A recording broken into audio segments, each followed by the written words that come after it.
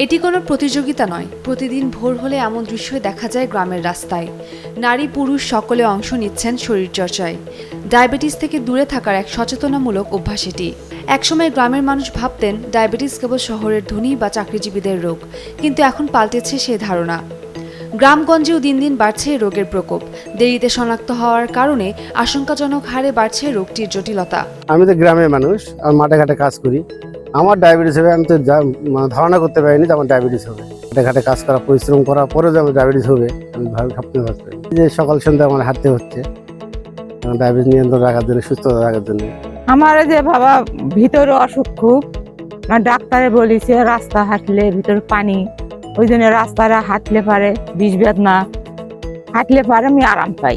আমি হাঁটতেছি নিজের শারীরিক সুস্থতা, এবং ঘটনা হলো আমি যখন আগে হাঁটতাম না তখন কিন্তু আপনার বিভিন্ন ধরনের অসুখ, প্রেশার, আপনার শারীরিক আরও অন্যান্য সমস্যা দেখা দিত, কিন্তু হাঁটার ফলে আমার দেখা যাচ্ছে যে এখন কোনো সমস্যা নেই। বসুন্ধরা ডায়াপেন্ট এখন আরো উন্নত। এই হট এয়ার থ্রো টপশিট দ্রুত শোষণ করে সোনামণিকে দেয় কোমল অনুভূতি।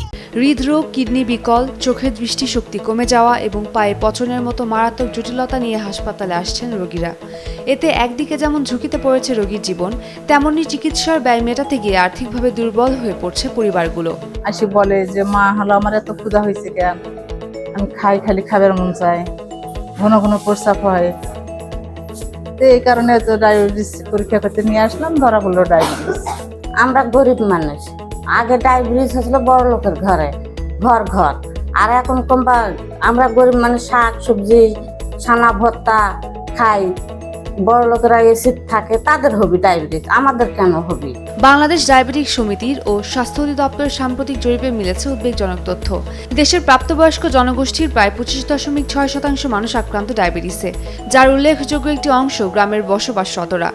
আন্তর্জাতিক ডায়াবেটিস ফেডারেশনের তথ্য বলছে, বর্তমানে প্রায় 1,30,00,000-এর বেশি ডায়াবেটিস রোগী রয়েছেন দেশে। আমরা প্রতিনিয়ত যে রক্তগুলো সংগ্রহ করতেছি, অধিকাংশই ডায়াবেটিসের রোগী। ডায়াবেটিস রোগটা দিন দিন বৃদ্ধি পাইতেছে। এখন এটা থেকে পরিত্রাণ পাইতে হলে আমাদের জনসচেতনতার প্রয়োজন। সেই সাথে খাদ্যাভ্যাস, ধূমপান পরিহার, নিয়মিত শরীর চর্চা, তাহলেই সম্ভব। চিকিৎসকরা বলছে, নিয়মিত পরীক্ষা নিরীক্ষা, সঠিক খাদ্যাভ্যাস ও সচেতন জীবনযাপনই পারে নিয়ন্ত্রণ রাখতে ডায়াবেটিস। গ্রামেও এখন বেড়েছে প্রচুর পরিমাণে ফাস্ট ফুড, প্রক্রিয়াজাত চিনি ও কার্বোহাইড্রেটযুক্ত খাবার। ধীরে ধীরে আগের মতো স্বাস্থ্যকর খাবার থেকে সরে যাচ্ছে মানুষ। ডায়াবেটিস রোগটি একটি হরমোনজনিত রোগ, যেটি মূলত ইনসুলিন হরমোনের অভাব বা ইনসুলিনের অক্ষমতাজনিত কারণে হয়ে থাকে। সাধারণত দেখা যায় যাদের মধ্যে শরীরচর্চার অভাব, স্থূলতা বা ওজন বৃদ্ধি, বংশগত কারণ কিংবা অপরিমিত খাদ্যাভ্যাস বজায় থাকে, তাদের ক্ষেত্রে ডায়াবেটিসটা বেশি দেখা যায়। তবে আশার বিষয় হচ্ছে ডায়াবেটিস রোগটি নিরাময়যোগ্য না হলেও সম্পূর্ণরূপে নিয়ন্ত্রণযোগ্য। ডায়াবেটিস এখন কেবল একজন ব্যক্তির সমস্যা নয়, এটি পুরো সমাজের জন্য একটি চ্যালেঞ্জ। গ্রামে এই রোগের বিস্তার রোধ করতে এবং আক্রান্তদের সুস্থ রাখতে সরকারের পাশাপাশি ব্যক্তি ও পারিবারিক পর্যায়ে সচেতনতা তৈরি এখন সময়ের দাবি। উমের রুম্মান, ক্রান্তি, ডেইলি সান।